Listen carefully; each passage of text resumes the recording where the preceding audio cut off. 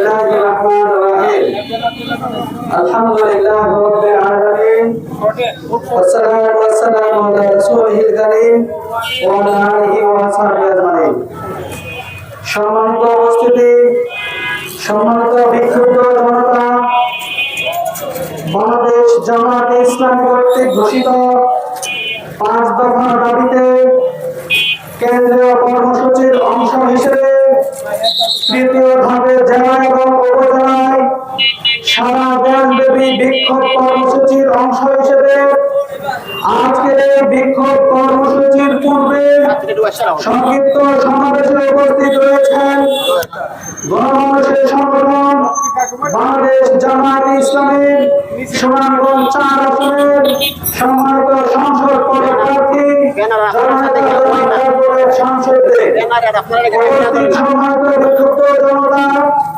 আমরা সবাই অবগত আছি বাংলাদেশ জামায়াতে ইসলামী কর্তৃক 5 দফা দাবিতে সারা দেশে যে বিক্ষোভ কর্মসূচি চালু হয়েছে এর প্রধান উদ্দেশ্য হচ্ছে আগামী দিনের বাংলাদেশের একটি নতুন সামাজিক সুবিচারের বন্দোবস্ত নিশ্চিত করা।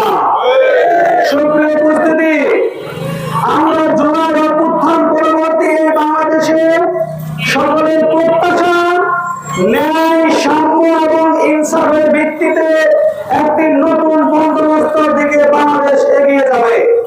কিন্তু আমরা লক্ষ্য করেছি জুলাই অভ্যুত্থানের 1 বছর পার হয়ে গেলেও সেই জুলাই অভ্যুত্থানের কাঙ্ক্ষিত যে লক্ষ্য, যে আকাঙ্ক্ষা, সেই আকাঙ্ক্ষা পূরণে এই অন্তর্বর্তীকালীন সরকার ব্যর্থতার পরিচয় দিচ্ছে।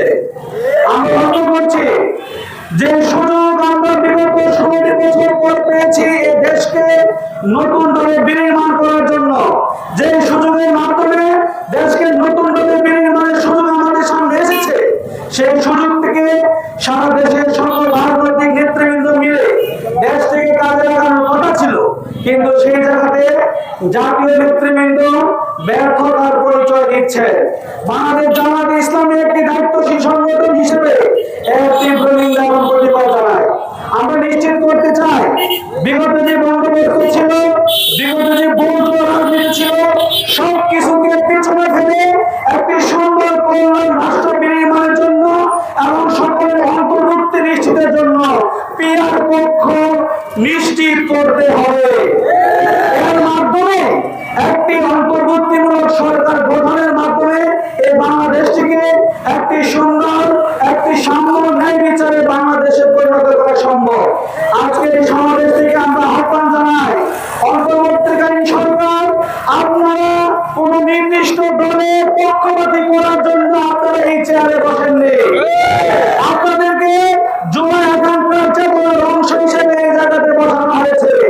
আপনারা ন্যায় বিচার করবেন, আপনারা সকলের সুবিধা বিবেচনা করে আগামী দিনে একটি অবাধ, নিরপেক্ষ, গ্রহণযোগ্য লেভেল প্লেইং ফিল্ড নিশ্চিত করার মাধ্যমে একটি গ্রহণযোগ্য নির্বাচন আপনারা উপহার দেবেন।